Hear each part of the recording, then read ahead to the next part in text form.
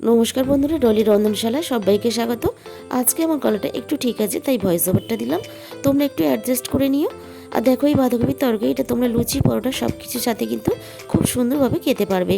এখানে আমি কিছুটা বাঁধাকপি কেটে ধুয়ে পরিষ্কার করে নিয়েছি।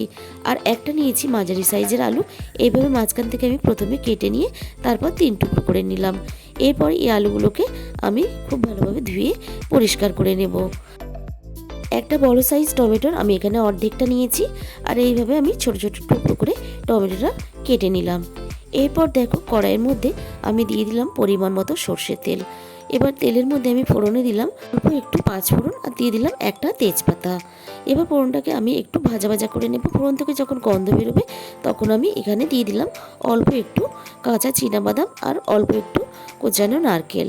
এবার নারকেল আর বাদামটাকে আমি তেলের মধ্যে নাড়াচাড়া করে ভেজে নিলাম। এরপর এখানে কেটে রাখা আলুগুলোকে আমি দিয়ে দিলাম। আলুগুলোকে সব কিছুর সাথে একটু নাড়াচাড়া করে আমি ভেজে নেব। তারপর আমি এখানে দিয়ে দিলাম 1 চামচ পরিমাণ গ্রেট করা আদা আর দিয়ে দিলাম স্বাদ মতো লবণ। আদা ও আলু আমি খুব সুন্দর করে আবারও ভেজে নেব, আদার কাঁচা গন্ধটা চলে যাওয়া পর্যন্ত। এখানে আলুগুলো লাল লাল করে ভাজার পরে আমি এখানে দিয়ে দিলাম কেটে রাখা বাঁধাকপি আর আলুটা আমি আবারও নাড়াচাড়া করে ভেজে নেব। দেখো, বাঁধাকপিটা একটু লালচে করে না ভাজলে তাহলে কিন্তু বাঁধাকপির টেস্ট হয় না। বাঁধাকপিটা লালচে করে আমার অনেকটাই ভাজা হয়ে এসেছে। এবারে কেটে রাখা টমেটোটা আমি এখানে দিয়ে বাঁধাকপির সাথে নাড়াচাড়া করে আমি ভেজে নেব। বাঁধাকপি আর টমেটোটা ভাজতে ভাজতে অনেকটাই নরম হয়ে গেছে। এখানে আমি দিয়ে দিলাম সামান্য পরিমাণ জল। আর আমি এখানে দিয়ে দিলাম পরিমাণ মতো হলুদ গুঁড়ো আর হাফ চামচের একটু বেশি ঝাল লঙ্কার গুঁড়ো।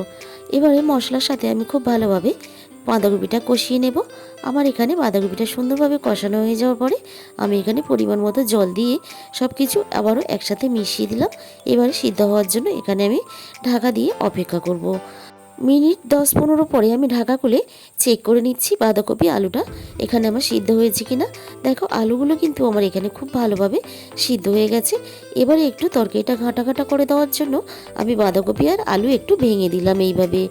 আর দেখো, এখানে স্বাদ মতো দিয়ে দিলাম চিনি আর দিয়ে দিলাম এখানে ভাজা মশলার গুঁড়ো, গোটা ধনে, জিরে আর শুকনো লঙ্কা আমি এখানে শুকনো কলা ভেজে গুঁড়ো করে আমি এটাকে দিয়ে দিলাম। এবারে আমি এখানে সব শেষে দিয়ে দিলাম অল্প একটু ঘি। নিরামিষ বাঁধাকপির তরকারিতে অল্প একটু ঘি দিলে স্বাদটা কিন্তু অনেক গুণ বেড়ে যায়। আর কয়েকটা দিন পুজোর বাকি, এইভাবে তোমরা যে কোনো একদিন বাঁধাকপির তরকারি বানিয়ে লুচি বা পরোটার সাথে খেয়ে দেখো, অসম্ভব সুন্দর খেতে হয়। আজকের রেসিপিটা যদি তোমাদের ভালো লেগে থাকে অবশ্যই ভিডিওতে একটা লাইক করো। নতুন বন্ধুদের কাছে আমার অনুরোধ রইল আমার চ্যানেলটাকে সাবস্ক্রাইব করে পাশে থাকার জন্য। তাহলে আজকে এই পর্যন্ত।